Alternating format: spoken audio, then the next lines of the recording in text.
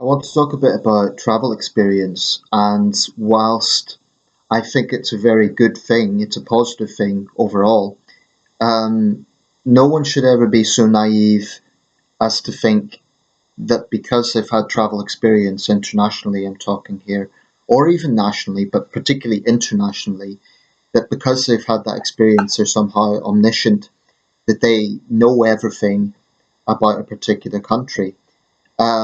Even if you've been in a country for years, there could still be things that develop or change or different angles to something that one may not have considered.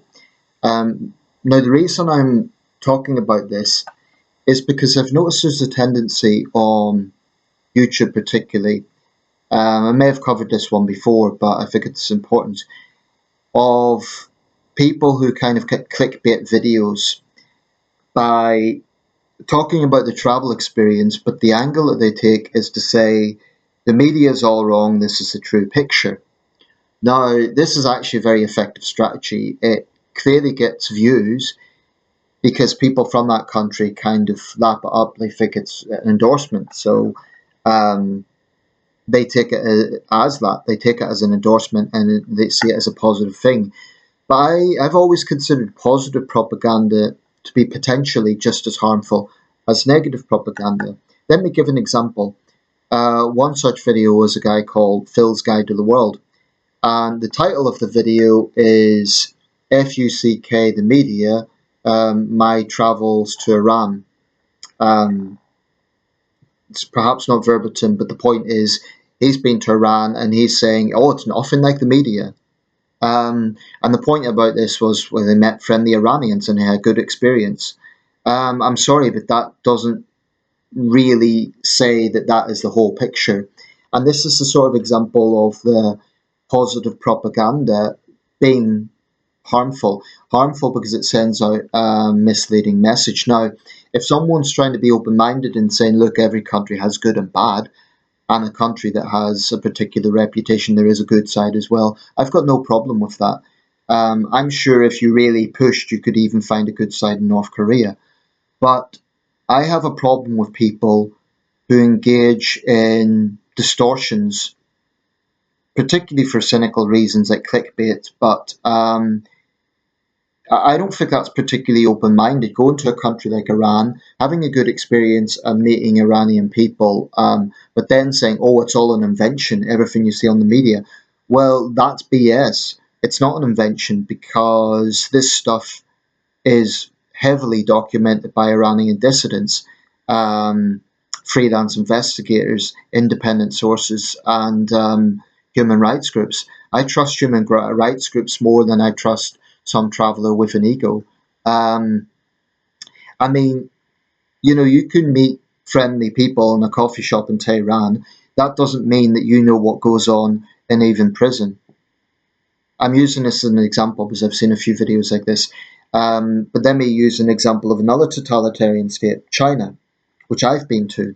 I have lived and worked in China twice, so I could boast that I've had travel experience there. Um, but whilst I would say that people in my experience were welcoming, accommodating, and I personally had a good time for most of it, I had a few mishaps, nothing to do with politics, just you know the usual sort of travel headaches like lost baggage, that sort of thing. But my experience was positive, happy memories. People were welcoming. I found it a fascinating country. There was, I was never bored. There was always something to see. But that positive experience doesn't blind me to the reality that, the human rights record is still appalling and there is still a totalitarian system where you have to watch what you say. And whilst I personally had a good time, I was very well aware that there were some things that I had to be careful about regarding politics and religion particularly. Um, and there was one experience actually I had where I mentioned on Chinese social media, it was QQ, that there were some things I wanted to say, but I couldn't say it freely. I was just kind of thinking openly because I was quite frustrated by that situation. And I got veiled threats from someone. She turned out to be the mother of one of my former students. She made veiled threats. She wanted to know what school I was in. and she got into this hysterical nationalist rant. Now, I'm not going to use that to say this was my general experience of the Chinese people, but the point I'm making here is I don't think it's open minded to just present positive propaganda and then try to whitewash the negative. It's wrong to vilify a country and say it's all bad. Even Russia, I loathe the Putin regime. There's a lot of things I dislike about um, the Russian mindset at the moment, by which I mean the sort of hysterical nationalism and a lot of things going on there. And clearly, Russia and my country have very difficult relations right now. But even now, I would say even Russia is going to have good points. Um, so it's not a question of not being open minded. I would say, it's kind of two extremes because you can vilify a country, but sanitizing a country is just as bad. I really believe that to be the case. Why? It's an insult to victims of torture, and it's an insult to, for example, in the case of Iran, it's an insult to courageous Iranian women who get beaten and put in prison for removing their hijab. So saying that, the media is all BS, is it BS when they're reporting that? No, it's covering something that is a reality. None of this is to say that I think the media cannot be criticised, but I think that there's a certain arrogance that can come with extensive travel. That is to say, people who've travelled a lot could be a little bit smug and think they know everything. I'm fairly well travelled. I've been to 14 countries on 3 continents. That's more than some, less than others. I'm under no illusions. There's people who've travelled a lot more than me, and quite a few who've travelled less. But I would never be so arrogant as to say I know everything about a country. I've been to China twice, but I don't say I know everything about it. I could go a third time and there'd be other angles that I see. I've just come back from the Philippines. I had a very positive time apart from a nasty sunburn.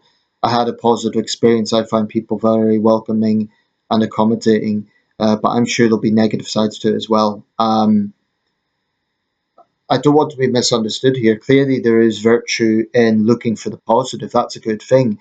But I don't think it's good when it gets to the point of engaging in propaganda and saying it's all good and anything negative is a media invention. That's just willful ignorance. It's nonsense. And it's an insult to, particularly in the case of Iran and other countries with pretty shady human rights record, it's an insult to victims of said regimes. Um, so my message to someone like Phil's Guide to the World is, have you looked inside even prison? No, you haven't.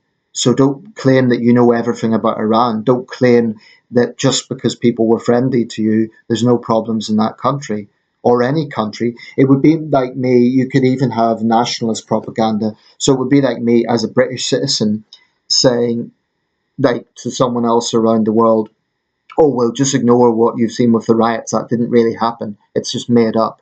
Now, that would be a lie because the riots did happen. So I'm not going to say to someone from another country that it's all fiction. That did happen. We do have a problem with racism in this country. Being honest about the problems in one's midst is very important. And I think that engaging in positive propaganda can in some way, be just as detrimental as engaging in negative propaganda. Now, clearly, a video like that is going to get a lot of views. It's got over 1 million views. Look at me. I average, few dozen views. Some of my videos a bit more. So be it. But as someone who's travelled quite a bit, I would never be so arrogant as to claim omniscience, to claim that I know everything about a country. Um, I think obviously travel gives you experience that a non-traveller wouldn't necessarily have, and first-hand experience can be more useful than seeing something on a screen. Of course it can, but that still doesn't mean that you know everything, and it's arrogant to suggest that that's the case. Um, so what? You've been somewhere. It enriches life experience for sure. I will always agree with that, but it doesn't mean you know everything. So some travellers need to get it out of their head that just because they've been somewhere, they know the whole picture. I think travel experience is very, very good. It's something that I would always, advocate. within reason, like within safety boundaries, but it doesn't mean that you know everything.